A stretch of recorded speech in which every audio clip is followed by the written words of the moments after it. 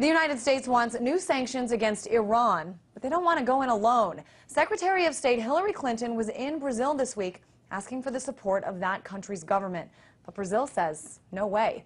Joining me now to talk about this is Rebecca Ray, research assistant at the Center for Economic and Policy Studies.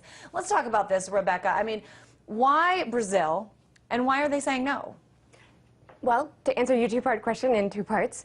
First, why Brazil? Last fall, we really saw Brazil step up to be a regional powerhouse when they took a principled stand on an issue that the Obama administration tried to step away from, which was the coup in Honduras. And Lula very successfully became the regional leader.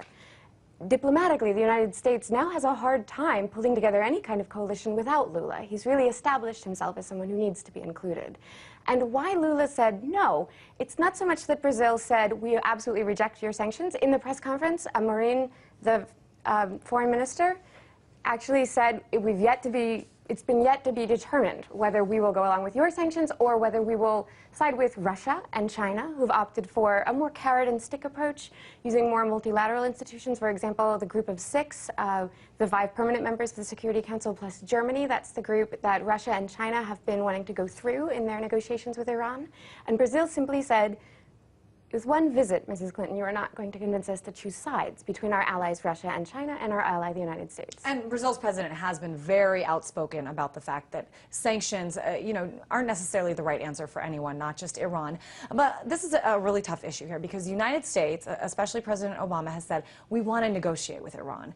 But Iran has made no effort to cut back on their nuclear program, and they say the reason that they need to put these sanctions in place are so that they have something to use as a negotiation tool in the future. Talk about this sort of fine line. Absolutely. Actually, the reason that Hillary Clinton brought up in her joint press conference with Foreign Minister Amorim as to why these sanctions are necessary from her perspective is the uranium processing facility underground that was recently discovered in Iran. However, this was not being held secret from the West. In fact, under the agreement that Iran has with the IAEA, they were not required to disclose the existence of this site for another several years. So Iran was not actually in violation. And so I think it's very wise on Brazil's standpoint to really look at this independently. And in fact, those were the words that Amorim used in the press conference, where nations, just as individuals, need to be able to come up with their decisions about their relationships with others independently and not be coerced by a third party. And it's specifically because of that reason, because of the value of sovereignty, that Brazil doesn't believe that hardline sanctions will necessarily be successful in this situation because Iran, being its own regional powerhouse in that region, won't necessarily take well, and has in the past reacted very vehemently against any efforts to pressure it with only sticks and no carrots.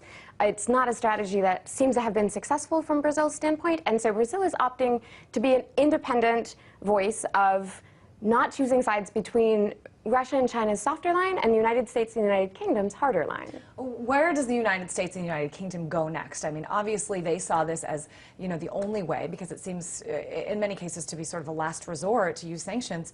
What happens next? Do they go in without the support of your Brazils and other countries, or do they say, oh, maybe we should think about this again?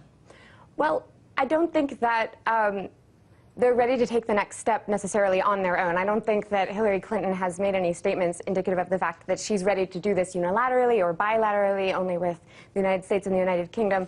Russia and China are certainly important voices in this, being geographically much closer, as well as the fact that economically and financially, China and Brazil are economic powerhouses these days, and the United States is suffering economically. So I don't think it's likely that we'll see the United States do this unilaterally. Certainly tough when you have globalization and the world really is shrinking in terms of who friends and neighbors now are. Rebecca Ray, thank you so much for joining us. Thank you.